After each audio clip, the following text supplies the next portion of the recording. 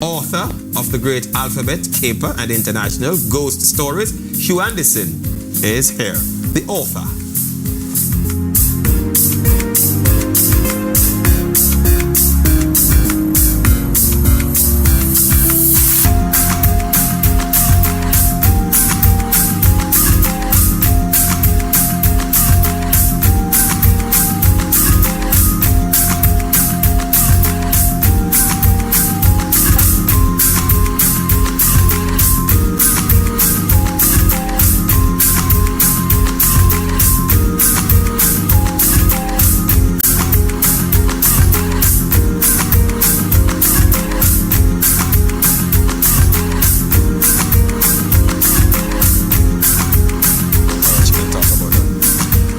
For this morning's Books R Us, we are featuring the great alphabet caper and the international ghost stories written by U.S. retired Marine Hugh Anderson. And we say welcome to Hugh.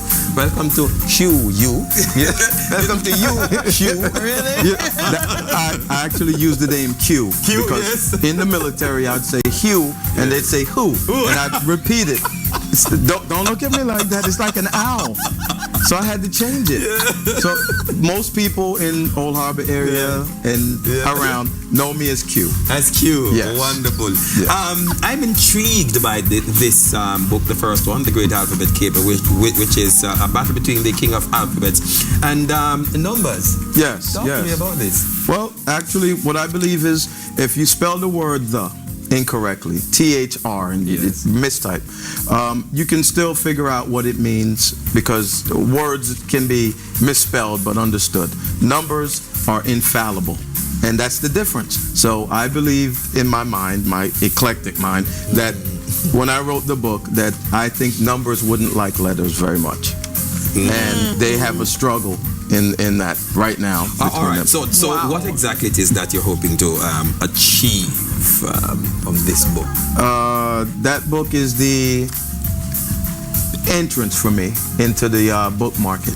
I've been writing for years, and I've stacked about maybe 53 books that I've actually written. Every genre, but I've written a series of 21 children's books. A lot of young people like to say that they don't like to read anymore. They'd rather hear or play PlayStation, but I see young people that text all day. Yeah. So I have a program that I'm trying to work out with the school system. And I think this will go a far way in bringing about the desired result, because it has a kind of creative Sesame Street kind of feel to it. Exactly. You know, exactly. And I think that kids will indeed find this rather interesting. Okay, so this is what I find interesting. This one's about ghost stories, tales of the supernatural. I'm going to read an excerpt from you.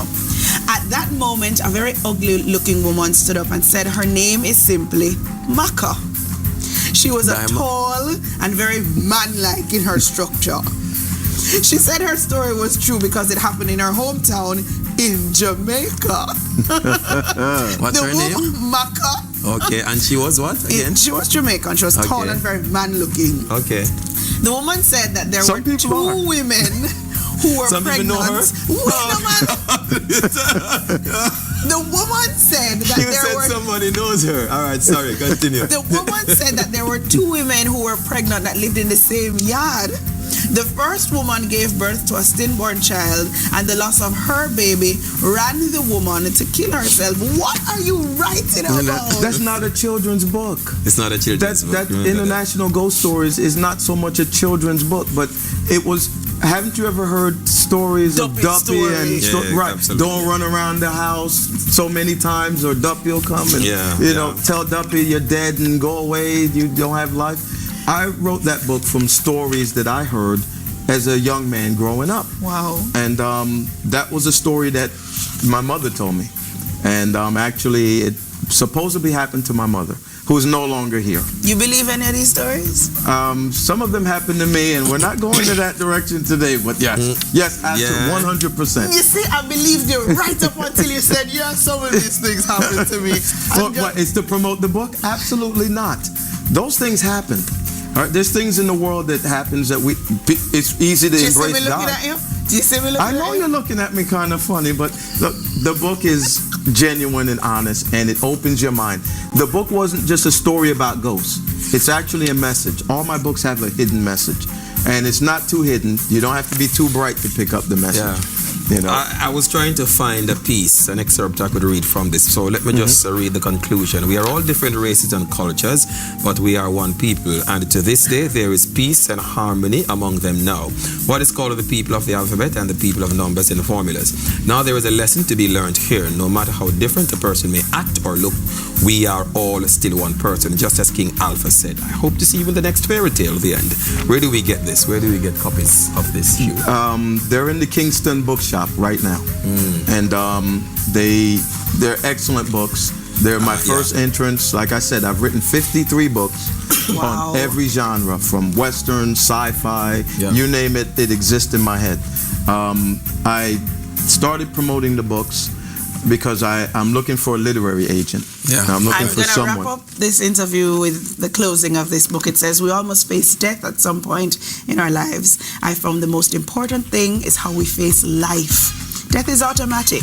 It's going to happen, but life will be about choices. Live well or die hard. Absolutely. Love Wonderful. Great. There are the books. I Get have the next. one thing to say. Yes. You have one last thing? I'm looking for an active literary agent. I can be reached at 282-2975. You hear that? 282. So work is out there for you people. 282-2975. So he's looking for a literary agent. 282-2975. I refuse to do the next interview. Roman Daly is going to iron clothes. How to iron your clothes. I refuse. The correct way. Yes, there is a right and wrong way to do that. Stick around to find out how You're going when we come back from this. Hold on. Look, if we have any wrong seam or anything like that in this part. All right, we'll come back in.